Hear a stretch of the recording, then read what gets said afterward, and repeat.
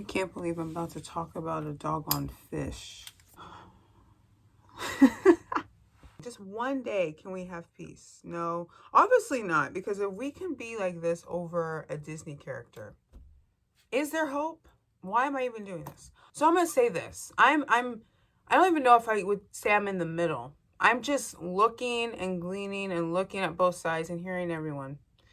And this is my summation. This is what I think of what's going on with Disney and with Haley playing this character. I think it's two things, two fronts.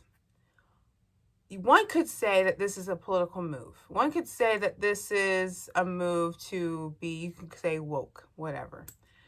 And that they're placing her there for optics or to appease to a certain group or a certain political side. One can say that. One could say that this is a direct hit at the other side. That's what they're saying.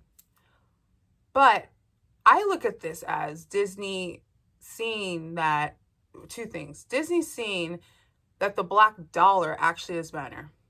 With Wakanda and making it over $1 billion and other black movies that's done really well, perhaps Disney is not looking at color other than green and that they just want to make money. Also, perhaps with that simultaneously, money as their number one goal, also see this as an opportunity to look more inclusive, to look more racially aware of the climate we're going through. Let's say that. I honestly grew up with Ariel being white. I grew up with most or all of the Disney princesses being white. And we have still only one, and correct me if I'm wrong, one black princess, Tiana. That is actually a frog throughout the whole movie, but that's another thing. We'll table that for later. So for me, I don't really see, for me, I'm not saying for everyone. For me, I don't see this as something that is liberating for Black Americans because we still only have one black princess. At the end of the day, Ariel is still a white princess. If you Google Ariel, the original, she's still white. I don't know how many princesses there are. Actually, let me look.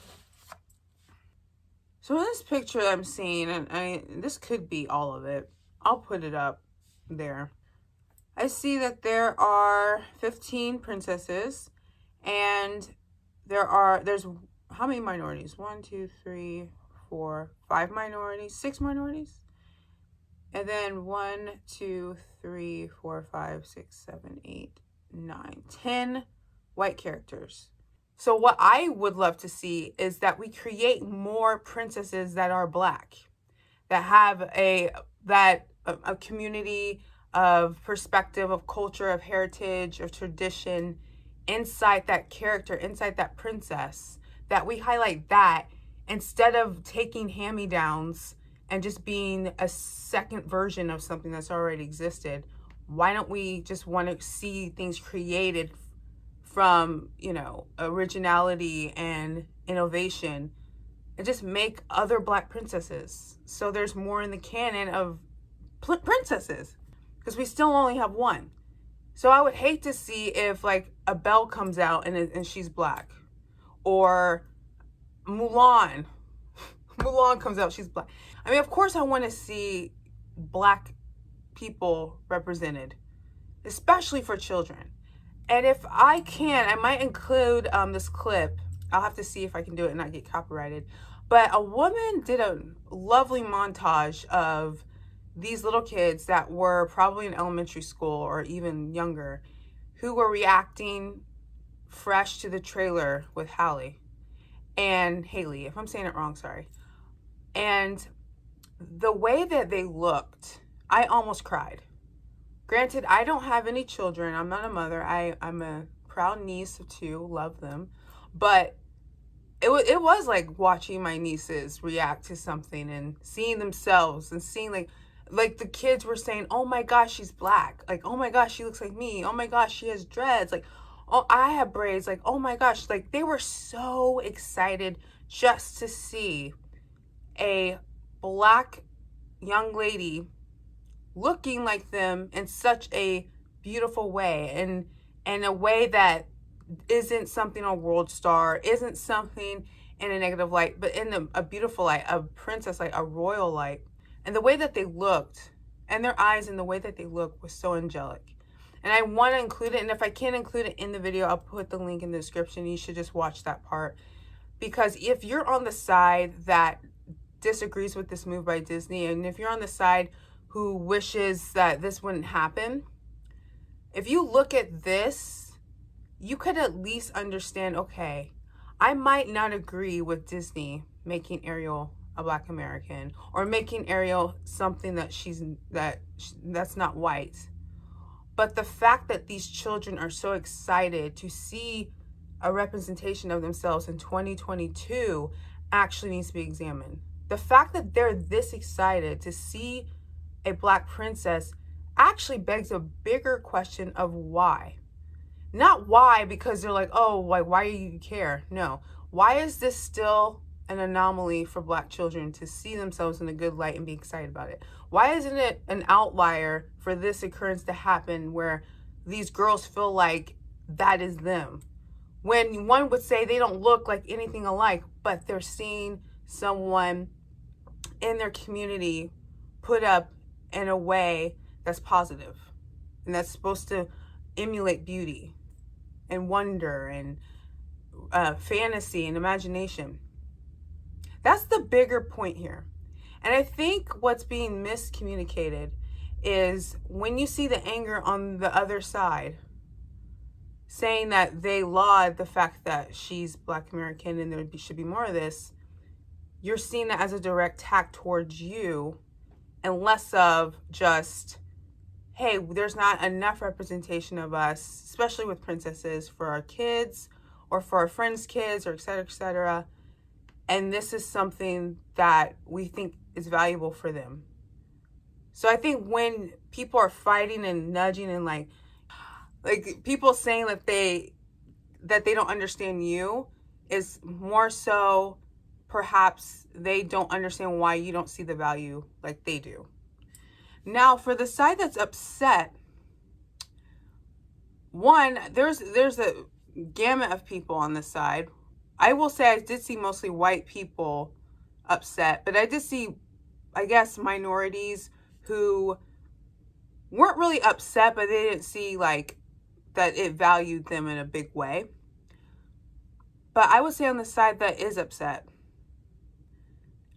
I can understand the ones that are like level-headed, not the ones that are out there who just don't like Black people, because I saw those comments. But the ones that are, I feel, actually are coming in with good faith and like, or someone made a point of she was a redhead and that she's only seen redheads being portrayed as witches, or being portrayed as, I guess, promiscuous, or being portrayed as like the ugly one, and that Ariel was her first princess where she felt seen, and that she felt was, I guess, in the way that those Black kids were looking at Hallie, that she felt beautiful because a redhead was being positioned as beautiful as royalty. And when I read her comment, because I felt like it was very, very sincere, because she had no other ad hominem attacks, it was just that, I was like, that's actually a good point. Because you have to take in other points. Even if I, at this point, do find, I see the value because of how Black kids have reacted, not because it serves me, but because of how Black kids have reacted, I feel that there's significant value. But I think there would be more value added if they just make other Black princesses. So there's just more Black princesses and other minority princesses. That's what I think they should do. But I do understand someone who sees themselves and feeling like it's being removed. That's back to my first point. Ariel is still white. She's not Black. In this film she is, but on the large scale, when you look at the lineup, she's still white. And there's only one Black princess. In this country, because we're so politically polarized, it's almost like any opportunity for us to fight, we will take the bait. Like any opportunity for us not to just take a breath and see things eye to eye, or just try to understand someone's point. And even on the front of a Mermaid, the fact, a cartoon Mermaid, you know, the fact that we can't do that is so sad. It's like, how are we going to talk about bigger issues if we can't even talk about Ariel? Like, we can't even talk about Under the Sea and not fight. It's completely insane. So I would say that's my take. Now, I'm not saying no, people aren't going to agree with me. Some will, some won't. That's fine. Obviously, we don't agree, any of us.